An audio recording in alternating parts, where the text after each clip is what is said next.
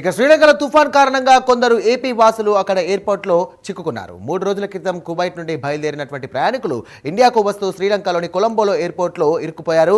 శ్రీలంకలో భారీ వర్షాలు కురుస్తుండడంతో ఈ ప్రమాదం జరిగినట్టుగా తెలుస్తోంది. చెన్నైకు రావాల్సినటువంటి విమానాన్ని కూడా రద్దు చేశారు. దీంతో 3 రోజులుగా కొలంబో ఎయిర్పోర్ట్లోనే ప్రయాణికులు పడిగాపులు కాస్తున్నారు. తమను స్వదేశానికి రప్పించాలని వీడియోలో వేడుకుంటున్నారు. చిక్కుకున్న వారితో నెల్లూరు జిల్లా అలాగే కడప జిల్లా వాసులుగా ఉన్నారు.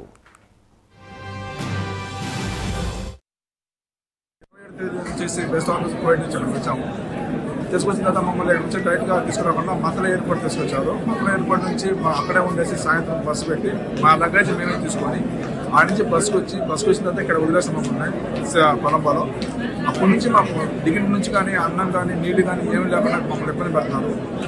ఈవెన్ వాటర్ అయితే కూడా వాటర్ లేదు, సెక్యూరిటీ పిలుస్తామని అంటున్నారు. చాలా వరస్ట్గా మమ్మల్ని రిసీవ్ చేస్తున్నారు. ఇక్కడ మా దగ్గర వచ్చేసి ఇండియన్ కరెన్సీ ఇక్కడ తీసుకోవడం ఫుడ్ కూడా కోవిడ్ ఇద్దరు కూడా తీసుకోవట్లేదు. వాళ్ళ దగ్గర కార్డ్స్ పై చెప్పడం మా దగ్గర కార్డు అయితే చేస్తాం, మా దగ్గర లేదు.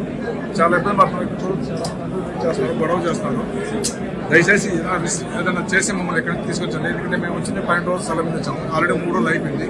వాళ్ళు 10 సార్లు అడిగినప్పుడు క్యాన్సిల్ తప్ప వేరే ఫ్లైట్ డీటెయిల్స్ ఇవ్వట్లేదు. చాలా మంది చాలా ఇబ్బంది. రైట్, ఇదే అంశానికి సంబంధించి మరిన్ని డీటెయిల్స్ అందించడానికి మా కరెస్పాండెంట్ నరేష్ సిద్ధంగా ఉన్నారు. నరేష్, చెప్పండి, ప్రస్తుతం శ్రీలంకలో వర్షాలు పడుతున్నటువంటి సమయంలో కొలంబోలో ఉన్నటువంటి ఒక ఎయిర్పోర్ట్లో చిక్కుకున్నటువంటి తెలుగు వారి కోసం ప్రభుత్వం ఎలాంటి ప్రణాళికలు తీసుకుంది, అలాగే ప్రస్తుతం వారి పరిస్థితి ఎలా ఉన్నట్టు తెలుస్తోంది? సైరామ్, దిత్వా తుఫాన్ ప్రభావంతో శ్రీలంక వ్యాప్తంగా గత వారం రోజులుగా భారీ నుంచి అతి భారీ వర్షాలు కురవడం, ఇటు తెలుగువారంతా కూడా ఇటు కువైట్ నుంచి ఏపీకి వచ్చేటువంటి ఎవరైతే తెలుగువారు ఉన్నారో వారు కొలంబో ఎయిర్పోర్ట్లో చిక్కుకోబోయారు. గత 2 రోజులుగా కూడా వారు అనేక ఇబ్బందులు ఎదుర్కొన్నటువంటి పరిస్థితిలో ఒక్కసారిగా కూడా ఒక వీడియోని రిలీజ్ చేసి వాళ్ళు పంపడం జరిగింది బంధువులకి, వారి యొక్క సన్నిహితులకి. ఏదైతే కువైట్ నుంచి నెల్లూరు కడపకు రావాల్సినటువంటి తెలుగువారు యాక్చువల్గా కువైట్ నుంచి కొలంబో నుంచి చెన్నైకి రావాల్సినటువంటి ఎయిర్పోర్టు కొంత అక్కడ వర్ష ప్రభావం ఎక్కువగా ఉండడం, తుఫాన్ భారీ ఎత్తున రావడంతో ఒక్కసారిగా కూడా కొలంబోకి దాదాపు ఒక 30-40 కిలోమీటర్లో మరో సబ్ ఎయిర్పోర్ట్ ఉంది. సో అక్కడ ఆ ఎయిర్పోర్ట్ వద్ద దిగిన తర్వాత వారందరినీ కూడా ఒక బస్సులో కొలంబో ఎయిర్పోర్ట్కి తీసుకురావడం జరిగింది. అయితే తీసుకువచ్చిన తర్వాత ఎయిర్పోర్ట్లో ఉన్నటువంటి తెలుగు వారై ఉండొచ్చు, ఇతర రాష్ట్రాలకు సంబంధించినటువంటి అనేక మంది కూడా దాదాపు వేలాది సంఖ్యలో ఆ ఎయిర్పోర్ట్లో కొలంబోలో ఉన్నారు. వారికి కనీసం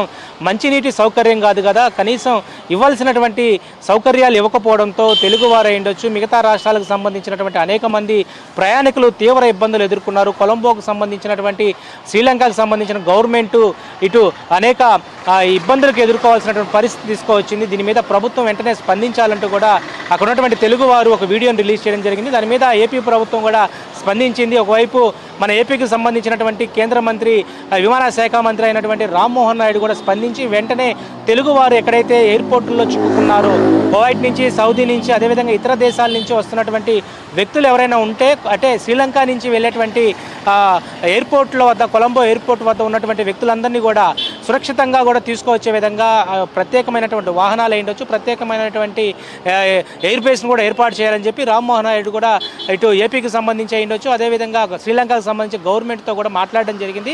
అయితే కాసేపటి క్రితమే వాళ్ళంతా తెలుగు వారంతా కూడా కడపకు సంబంధించి, నెల్లూరు జిల్లాకు సంబంధించినటువంటి వ్యక్తులు ఎవరైతే ఉన్నారో, తిరుపతి జిల్లాకు సంబంధించిన కొంతమంది వ్యక్తులు కూడా ఉన్నట్టుగా తెలుస్తూ ఉంది. వాళ్ళందరినీ కూడా చెన్నై ఎయిర్పోర్ట్ అయ్యుండొచ్చు, కొచ్చి ఎయిర్పోర్ట్కి కూడా పంపించే విధంగా అన్ని ఏర్పాట్లు తీసుకున్నట్లుగా మనకి సమాచారం అందుతుంది. ఏదేమైనా కూడా గడిచిన 48 గంటల పాటు అక్కడే తెలుగు వారంతా కూడా ఇబ్బందులు ఎదుర్కొన్నారు. కనీసం తినడానికి బ్రెడ్ కూడా లేకపోవడం అనేది చాలా బాధాకరం అని చెప్పి వాళ్ళు మాట్లాడడం జరిగింది. మంచినీరు తాగుదామన్నా కూడా లోపల వాటర్ బాటిల్ లేవు, కనీసం విడి వాటర్ కూడా లేకపోవడంతో చాలా ఇబ్బందులు ఎదుర్కొన్నాం.